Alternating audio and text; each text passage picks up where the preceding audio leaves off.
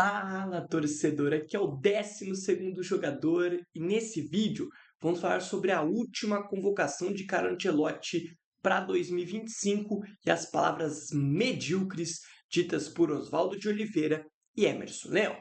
Senhoras e senhores, estou de volta.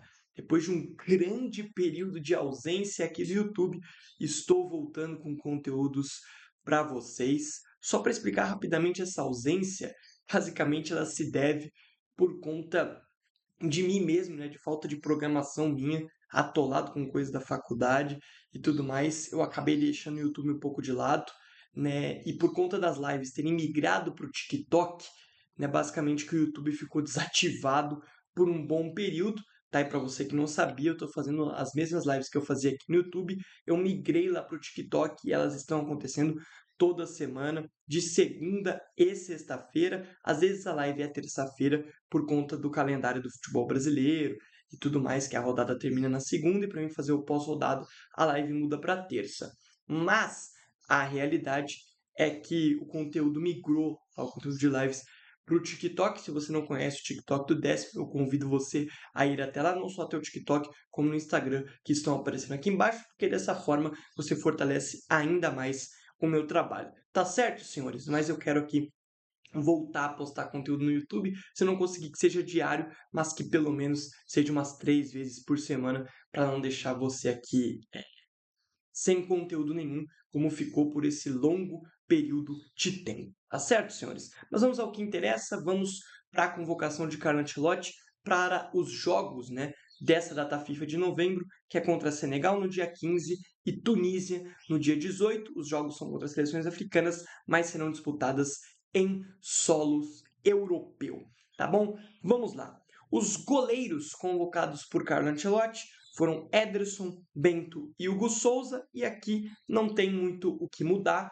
Creio eu que muita gente imaginava o Hugo Souza fora da lista devido ao jogo abaixo da expectativa que fez contra o Japão, mas eu acho até interessante que isso não aconteceu, porque o Ancelotti mostra que ele tem um pulso firme e que não é um erro, né, uma partida ruim que vai tirar um jogador de um ciclo ou algo desse tipo. E sendo bem sincero, eu não vejo tanta mudança entre os goleiros até a Copa, tá? O Alisson deve ser o goleiro titular, o Ederson deve ser o segundo goleiro, e aí Bento e Hugo Souza vão brigar por essa terceira vaga de goleiro para a Copa do Mundo. Não tendo o Alisson, esses são os 3 convocados, não tem muito o que mudar. Eu sei que muita gente está aí vendo o Carlos Miguel começar bem no Palmeiras e ser cogitado, mas eu, pelo menos, vejo o Carlos Miguel sendo muito utilizado para o próximo ciclo e não para esse, tá? Eu sempre vi muito potencial no Carlos Miguel e sim, eu gostaria de vê-lo na seleção brasileira, mas não para esse ciclo, acho que para o próximo. Por quê? Porque eu já gosto da ideia de, a partir de agora, o Ancelotti começar a formar os 26 que ele vai levar para a Copa do Mundo, tá? Para ele ter um time base, para ele já ver ali alguns reservas que podem rotacionar e tal, e fazer poucos testes nas posições que ele acha que ainda tem muita coisa para mudar, como por exemplo nas próprias laterais, né, do que ficar testando em posições que basicamente já é certeza que o Alisson será titular, o Ederson segundo goleiro, e aí que o Bento e o Hugo Souza vão brigar por essa terceira vaga. Então, sobre os goleiros dessa convocação, não vai mudar, creio eu que o Ancelotti vai dessa forma até o fim. Aí, tendo o Alisson, a gente vai ver se ele vai de Bento ou Hugo Souza. Eu gostaria de ver mais o Hugo Souza do que o Bento, mas creio que, no geral da coisa, o Bento está à frente, até porque o Bento foi muito mais convocado e teve mais espaço na seleção do que o Hugo Souza para esse ciclo, tá bom? Mas veremos as próximas decisões, mas não acho ruim, não, esses 3 goleiros que ele levou. Passando para a zaga, né? Ele levou dessa vez 5 zagueiros, e aqui eu não gosto tanto. Prefiro que ele leve 6 meias e 4 zagueiros do que 5 zagueiros e 5 meias, mas aconteceu, né? Ele levou Fabrício Bruno, e aí também, como eu disse, da mesma forma que ele mostrou para o Hugo Souza que um erro não vai tirar da seleção, ele mostrou para o Fabrício Bruno da mesma forma, tá? E eu não gosto tanto do Fabrício Bruno, acho que se for para chamar zagueiro do futebol brasileiro, ele teria que chamar o Léo Ortiz. Acho um zagueiro mais pronto e mais no nível da seleção brasileira, não só por conta do erro do Fabrício Bruno contra o Japão, já vejo isso há um bom tempo, inclusive a galera que acompanha as lives aí quando eu analisei as convocações eu sempre citei dessa forma. Teve a volta do Danilo, né, que eu também não gosto, né? A galera que acompanha aqui também o canal há mais tempo vai lembrar, né? Desde a época do Dorival, eu critico bastante a convocação do Danilo, mesmo que seja para zagueiro, não entendo a convocação dele. Acho que é um jogador que já não tá mais no nível de seleção, tá? Mas daqui a pouco eu explico por que eu acho que o Ancelotti convocou ele. Éder Militão, Gabriel Magalhães e Marquinhos são aí 3 já garantidos na próxima Copa do Mundo, né? Não vejo esses 3 mudando de forma alguma, tá? Acho que só essa quarta vaga aí que está em aberto, as outras 3 já estão aí garantidas por Militão, Gabriel Magalhães e Marquinhos, tá? Ah, Gabriel, por que você acha que ele chamou o Danilo? Creio eu que porque o Danilo é uma carta coringa. Pela motivação de que ambas as laterais estejam em aberto, eu acho que a direita menos do que a esquerda, mas estão em aberto, o Danilo pode fazer a mesma função. Ele pode jogar tanto como zagueiro como lateral. Ah, mas o Militão também pode fazer essa função. Sim, o Militão pode fazer essa função, mas o Carlo Ancelotti, desde a época de Real Madrid, não era não gostava tanto da ideia de ter o Militão como lateral, porque você perde um pouco, né, da construção e da ofensividade por aquele lado. E hoje, no esquema da seleção brasileira, o Ancelotti tem no lado esquerdo um lateral que fica mais e no lateral direito alguém que se projeta. Então, tendo o Militão por ali, isso quebraria um pouco o esquema. Tudo bem que também acho que quebra com o Danilo, porque o Danilo também não é um lateral de se projetar tanto assim, é um lateral com mais características de construir de trás, de ser esse lateral que fica, mas, né, eu acho que o Ancelotti convocou o Danilo pensando que ele pode ser esse coringa da posição, tá? Que pode fazer tanto a zaga como a lateral direita. E como ele convocou 3 laterais esquerdos, o Danilo surge ali como uma opção, quem sabe, para incomodar os laterais direitos, tá? Pelo menos eu acho que ele convocou por conta disso, mas porque por conta de rendimento ou outra coisa do tipo, acho que não faz nenhum sentido o Danilo estar aqui. Por exemplo, o Léo Ortiz não está sendo convocado. Ah, Gabriel, mas o Léo Ortiz está sofrendo com problemas físicos, né? Jogou no sacrifício agora contra o Racing, mas vamos ser sinceros, se o Léo Ortiz está jogando no Flamengo, ele está à disposição para ser convocado. Então, acho que o Ancelotti levar o Danilo é por conta disso, não por conta de rendimento, até porque o Danilo é reserva hoje do Flamengo, né? Nem tem jogado bem pouco. Creio, então, que é isso sobre os zagueiros. Sobre as laterais, a gente tem na direita 2, né? Wesley e Paulo Henrique. E aí aqui eu acho que são as posições mais carentes da seleção brasileira.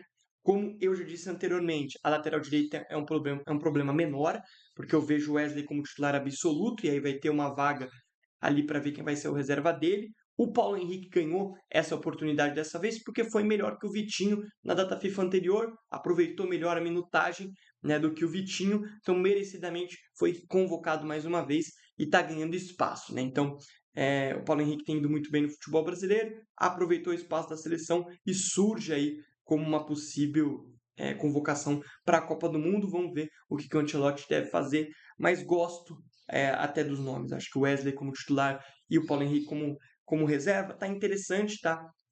Já não curtia tanto o Wanderson, não acho que o Paulo Henrique tá nívelzaço de seleção, mas entre Wanderson e Paulo Henrique, acho que hoje eu vou de Paulo Henrique, até porque ele mostrou ser um bom jogador no amistoso contra o Japão, onde ele jogou mais tempo, e também já contra a Coreia do Sul, onde ele entrou muito bem já no meio da segunda etapa.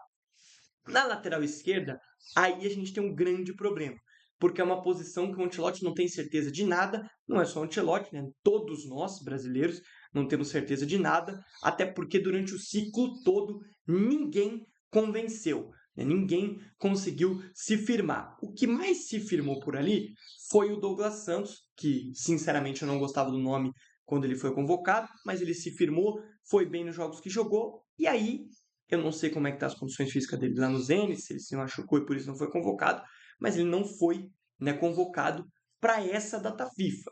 E aí me botou ali uma pulga atrás da orelha. Se o Ancelotti não gostou do Douglas Santos, não sei, não consegui entender muito a não convocação dele, só um problema físico me explicaria dessa forma. Então o Ancelotti trouxe Alexandre do Flamengo, um nome experiente, acho interessante ter e testar. Caio Henrique, que vem sendo convocado, mas teve pouquíssimos minutos de mostrar o seu futebol. e a convocação do Juba, que para mim é extremamente merecida, né? Tanto ele quanto o Kaique Bruno fazem campeonatos brasileiros extremamente de alto nível, né? E poderiam galgar essa vaga, né? Ambos são laterais esquerdos, a posição, como eu disse, está muito em aberto, e a escolha do Ancelotti foi o Juba, tá? Eu até gostaria de ver também o Kaique Bruno. Eu acho que a lateral esquerda é a posição que o Ancelotti tem mais que testar, porque ninguém tem certeza de nada. Ele não tem, e como eu disse, todos nós brasileiros não temos. Mas eu acho que desses três aqui, eu vejo o Caio Henrique com mais potencial do que Juba e Alexandro para estar na Copa do Mundo. Veremos o que vai fazer o Carlo Ancelotti, mas não gosto tanto da ideia de ter três laterais, tá? Esquerdos na convocação. Acho que você gasta muito nome, né, muitas vagas para uma posição, né? Mas como está testando, não vou ser tão crítico nesse ponto. Eu critico mais ter 5 zagueiros convocados do que 5 laterais, sendo 3 deles esquerdos. E por que eu critico ter 5 zagueiros? Eu já dei uma explicada anteriormente. É porque a gente perde uma vaga ou para meia ou para o ataque.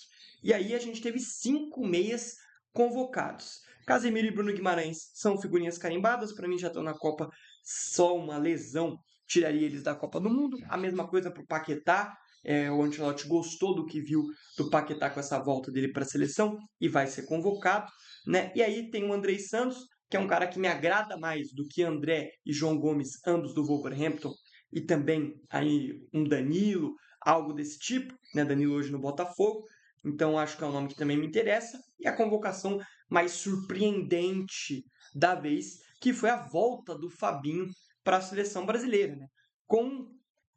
Coincidentemente, depois da fala do Casemiro dizendo que o Fabinho era o jogador que se aproximava mais das características dele e tudo mais, né, depois do jogo lá contra o Japão.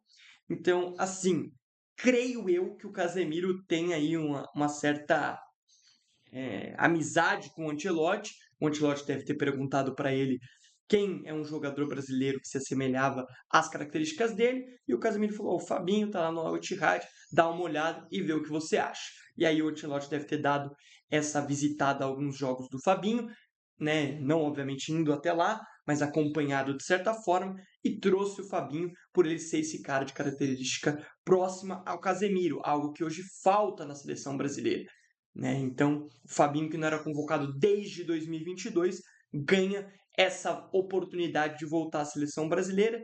Sendo bem sincero, não acho o nome ruim.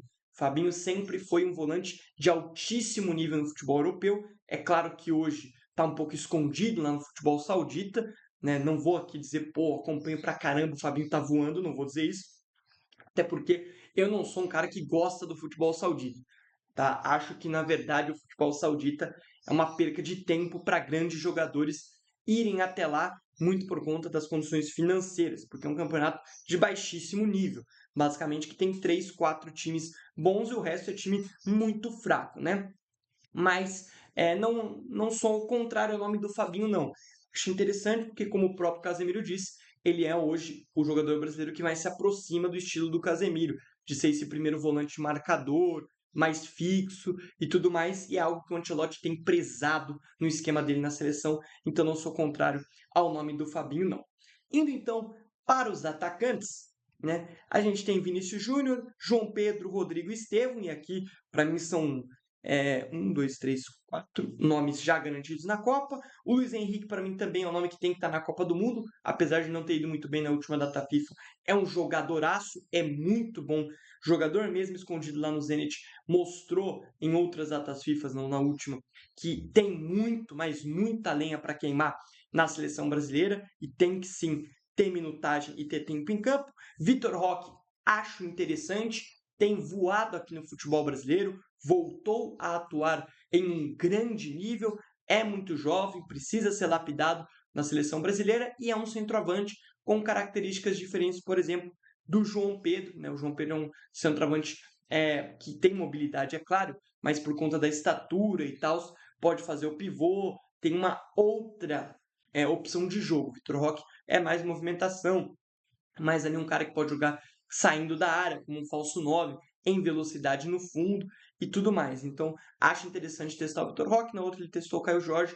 Nessa ele vem no Vitor Roque, porque o Caio Jorge caiu um pouco de rendimento. Interessantíssimo. Matheus Cunha é um jogador que é versátil, porque ele pode mesmo fazer a função de centroavante, quanto também de meio-campista. Então, acho que é por isso que ele é mais convocado, não que ele esteja num ótimo momento, como já esteve, por exemplo, em convocações anteriores, né? Ele não vive um momento tão bom no Manchester United como ele viveu, por exemplo, no fim da temporada passada no Wolverhampton. Mas é um nome que tem aí muitas chances de ir para a Copa do Mundo, tá? Acho difícil dele ser tirado dessa lista. E aí o nome que para mim é o que menos faz sentido, que é o Richarlison, né? O Richarlison vem sendo convocado pelo Ancelotti, porque o Ancelotti tem uma confiança no Richarlison pelos tempos de Everton, né? Ele treinou o Everton da Premier League quando o Richarlison estava por lá, e o Richarlison era o principal jogador daquele time, foi assim um jogador que marcou a passagem do Ancelotti no Everton antes dele ir para o Real Madrid, né? E ele tinha ido muito bem por lá com o Richarlison, e por isso o Richarlison vem sendo convocado, né? Isso me preocupa um pouco, porque tem um jogador que está muito mal, numa fase muito ruim, desde a Copa do Mundo do Catar, e vem sendo convocado por conta da amizade e por conta da confiança do Ancelotti nele. E assim, tem outros nomes pedindo passagem, tá? O Martinelli, para mim, não tá nessa convocação, e o Richarlison estar é uma coisa de maluco. Até porque o Martinelli foi muito bem na última data FIFA e tá voando lá no Arsenal. Então, assim, sendo bem sincero, eu não consigo entender, né? Até porque, nessa convocação, pela ponta esquerda só tem o Vinícius Júnior. Eu sei que o Rodrigo tem atuado pela esquerda no Real Madrid, mas normalmente é Rodrigo na direita e Vinícius Júnior na esquerda. Foi sempre assim no Real Madrid do Ancelotti. E eu não vejo o Ancelotti colocando o Rodrigo também pela esquerda. Não sei. Eu não consigo entender muito bem. Então eu preferiria, por exemplo, o Martinelli no lugar do Richarlison, e tem me incomodado um pouco o Richarlison ter tanto espaço nessas convocações. Mas eu acho que um geral da convocação é o que temos à disposição no momento. É claro, tem nomes que vão estar sendo convocados. O Rafinha vai estar sendo convocado. Ali para o sistema defensivo, além do Léo Ortiz, Alexandro do Lille, que foi muito bem quando foi convocado, e Bremer da Juventus, são opções que eu vejo à frente de Danilo e Fabrício Bruno. Então são nomes que eu gostaria de ver com mais frequência na seleção. Eu sei que hoje o Alexandre e o Bremer estão machucados. Na lateral esquerda, tem que testar, é a lateral que está aberta, então não critico tanto os testes que vêm sendo feitos. Na direita, eu acho que hoje o Wesley é titular, e aí tem essa segunda vaga de reserva com vários jogadores correndo por fora, como o Paulo Henrique, como o Vitinho do Botafogo. Acho que até o Mateuzinho do Corinthians surge em algum momento como opção. E também, obviamente, o Wanderson, né? Mas eu vejo só essa segunda possibilidade. A minha principal crítica, eu acho, à convocação do Ancelotti é o Richarlison estar sendo convocado por simplesmente nada, só por confiança do próprio treinador, e a convocação do Danilo, tendo 5 zagueiros convocados e 5 meias, né? Tirou uma posição de um meio-campista que poderia ser testado, como por exemplo o Andreas, o Matheus Pereira, ou algo do tipo, né? Então, não gosto tanto dessa ideia de ter 5 zagueiros convocados. Mas veremos o que o Ancelotti deve fazer aí nessa data FIFA. Vendo a convocação, eu imagino um time titular tendo o Ederson no gol, na direita Wesley, dupla de zagueiros. Eu gostaria de ver Militão e Magalhães de novo, mas acho que ele vai de Marquinhos e Magalhães, mas eu gostaria de ver Militão e Magalhães, tá? E aí, passando para a esquerda, creio eu que ele vai de Alexandre, pela experiência e tal, como titular. Vejo dessa forma, pelo menos. Meio de campo é Casemiro, Bruno Guimarães e Paquetá. Não tem muito o que fazer. E aí, no ataque, eu colocaria Vinícius Júnior, João Pedro e Rodrigo. Veremos como vai fazer o Ancelotti. Talvez ele possa testar ali, jogar como ele jogou em alguns momentos no Real Madrid, o Rodrigo de falso 9, para não tirar o Estevão da direita, porque o Estevão tem ido muito bem pelaquele setor. Mas veremos, tá? Eu acho que eu enxergo dessa forma. Agora, antes da gente encerrar o vídeo, eu tenho que falar da tética, né? Frase que foi dita ontem tanto por Emerson Leão quanto pelo Oswaldo de Oliveira, né? Técnicos que foram gigantes dentro do futebol brasileiro e que hoje estão basicamente aposentados, não trabalham há muito tempo.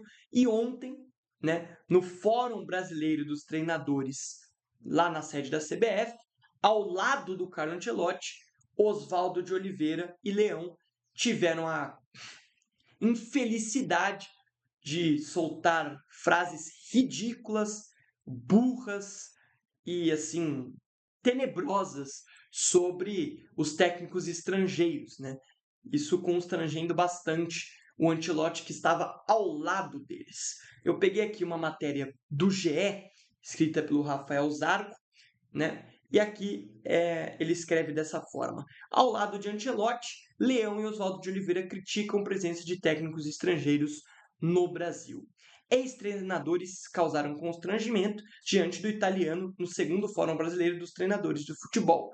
Depois que ele for embora, campeão do mundo, que vem um brasileiro, disse o Oswaldo. A CBF recebeu nessa manhã de terça-feira, ou seja, na manhã de ontem, o segundo Fórum Brasileiro de Treinadores de Futebol, com diversos nomes que fizeram a história do futebol brasileiro. A reunião serviu também para homenagear técnicos brasileiros, com um capítulo à parte para o italiano Carlo Ancelotti, técnico da seleção brasileira, que recebeu placa da organização da Federação de Treinadores. Mas o que seria apenas mais uma reverência ao italiano virou também motivo para desabafo a favor dos brasileiros, nas palavras de Emerson Leão e Oswaldo de Oliveira. E aí eu tenho que criticar a organização, tá, do evento. Porque, gente, vamos ser sinceros aqui, todo mundo sabe a opinião dos técnicos brasileiros da velha guarda sobre a presença do Ancelotti na seleção e a presença gigantesca de treinadores estrangeiros no nosso futebol. Todo mundo já sabe. A gente sabe que os caras detestam essa ideia. Eles veem a dominância dos técnicos estrangeiros no futebol brasileiro e o Ancelotti, hoje técnico da seleção brasileira, como um ataque a eles, né? Então, todo mundo já sabe disso. Então, me explica o porquê e por qual motivo, né, Oswaldo de Oliveira e Emerson Leão receberam a oportunidade de discursar. Então, essa já é a minha primeira crítica à organização do evento. Mas, então, seguimos, né? Vamos lá. Campeão do mundo em 70, Leão primeiro disse que havia mudado de ideia sobre um treinador estrangeiro na seleção brasileira, mas no mesmo discurso fez uma meia-culpa ao dizer que a invasão dos gringos tem a ver com a queda de qualidade dos profissionais brasileiros. Pelo menos isso, né? Pelo menos isso eles conseguem ver, né? Que a culpa de hoje, o futebol brasileiro, ser dominado por estrangeiros, e aí eu cito Abel Ferreira, eu cito Jorge Jesus, eu cito Arthur Jorge, são poucos hoje os técnicos brasileiros que têm despontado. Eu acho que hoje, por exemplo, é só o Felipe Luiz. De resto, não vejo nenhum outro técnico brasileiro despontando. Os que estavam despontando foram testados nas seleções e foram horríveis, que foram Diniz e Dorival Júnior. Cuca já é um pouco mais da velha guarda, o Renato já está numa decadência, perto do que já foi anos anteriores, o Tite não volta mais à seleção. Então, assim, eu não vejo técnico brasileiro com capacidade hoje de assumir a seleção brasileira, a não ser o Felipe Luiz. Pelo menos o Leão conseguiu fazer essa meia-culpa, né? Para ver se ficava um pouco menos feio. Porque as palavras ditas por ele antes dele fazer essa meia-culpa foram medíocres. Foram, assim, palavras que para muitos pode até soar como xenofobia. Só que deixando isso bem claro, tá? Abre aspas para o Leão. Eu sempre disse que eu não gosto de treinadores estrangeiros no meu país. E isso serve para o Mancini, que é o presidente da Federação Brasileira de Treinadores. Estou falando aqui na frente de nossa casa. Antes eu falava que eu não suportava, não suportaria treinadores estrangeiros. Você sabe que eu já falei isso, né, Zé? Mário, ex-jogador e ex-treinador presente no evento. Você sabe que eu já falei isso e não mudo. Não mudo a minha opinião, mas tenho que ser inteligente o suficiente para dizer que isso tudo tem um culpado, nós. Nós, treinadores, somos culpados da invasão de outros treinadores que não tem nada a ver com isso. Pelo menos ele ainda tentou sair por cima, né? Mas o início do discurso é medíocre, né? Você dizer que você tem pavor de técnicos estrangeiros, me desculpe, isso é muito burro. Eu tenho que ser sincero aqui. Isso é uma atitude burra. Porque o senhor mesmo, Leão, trabalhou fora do país. Você gostaria que, por exemplo, treinadores do país que você treinou lá fora viessem a público dizer que odeiam técnicos estrangeiros da forma que o senhor disse aqui? Provavelmente não gostaria. Então, seu discurso é burro e, assim, ridículo, né? Inacreditável as palavras que o senhor proliferou lá ontem no evento, né? Inacreditável.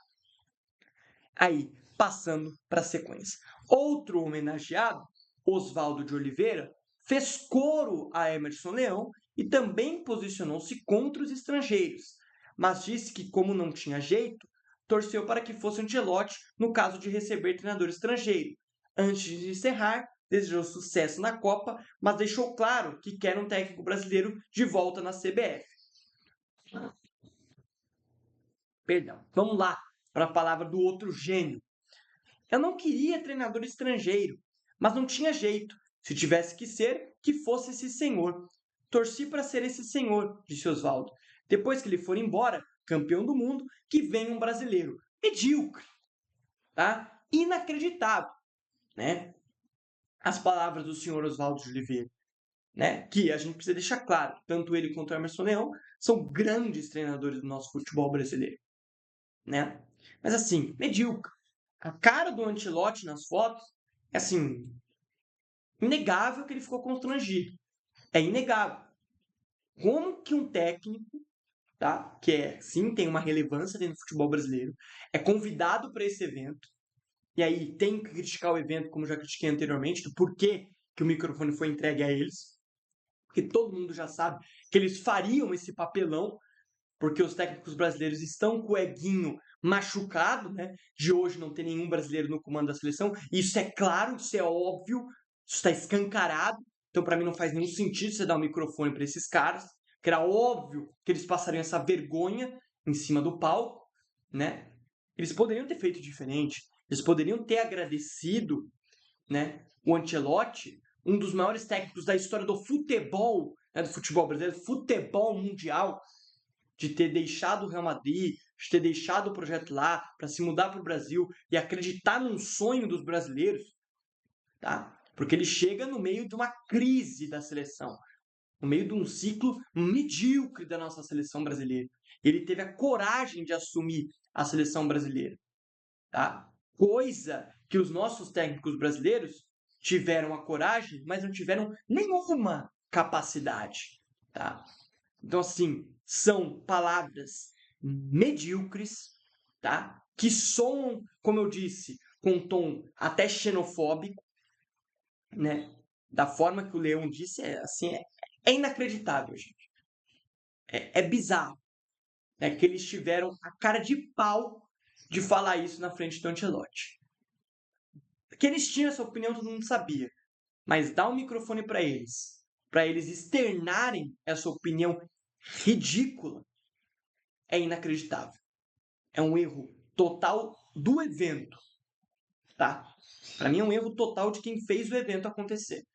Porque era mais que óbvio, né, que eles tentariam de alguma forma externar essa opinião medíocre deles, né? Até porque, como o próprio Leão disse, a culpa é toda de vocês. O futebol brasileiro hoje carece de técnicos ruins e medíocres, que não têm nível para assumir a seleção brasileira, por conta de vocês. A culpa dos últimos técnicos decentes do futebol brasileiro serem todos estrangeiros é totalmente dos senhores. É completamente de vocês. Porque em muitos momentos, vocês basicamente não deixaram espaço para técnicos novos surgirem. A gente vê isso até hoje. Quantas vezes um clube do futebol brasileiro demite seu técnico e tem que buscar soluções como Mano Menezes, como até Vanderlei Luxemburgo foi utilizado no Corinthians há um tempo atrás. Gente, isso é ultrapassado. Então, se hoje o futebol brasileiro carece de técnico decente, é culpa totalmente de vocês, tá? Então não adianta vocês aproveitarem um evento do tamanho que foi feito pela CBF para falar essas coisas horrorosas que vocês disseram ontem. Passar essa vergonha que vocês passaram em cima do palco ontem. Tá? Então é inacreditável que a gente tenha que discutir esse tema em 2025. É inacreditável, tá? Me desculpe, mas vale a pena. Wagner, você tem tudo para se tornar uma pessoa muito, muito importante para nós brasileiros. Então, boa sorte no seu futuro e boa sorte para você também, Ancelotti. Tentou também sair por cima, mas vamos ser sinceros, né? Depois das coisas medíocres que vocês disseram, nada que vocês fizessem seria sair por cima. Porque é inegável que vocês foram ontem extremamente desrespeitosos com um dos maiores técnicos da história do futebol mundial, que, sendo bem sincero, está fazendo um favor para a seleção brasileira de assumir a equipe nesse ciclo medíocre que a CBF protagonizou para todos nós brasileiros. Então essa aqui é a minha opinião. Se você aí que acompanha o meu canal concorda ou discorda, deixa aqui nos comentários. Não esquece de deixar o seu like nesse vídeo, que fortalece demais o meu trabalho. Além, obviamente, de se inscrever aqui no YouTube e também nas redes sociais vizinhas, tanto TikTok quanto Instagram, que estão aparecendo aqui embaixo. Até uma próxima. Valeu, fui e tchau!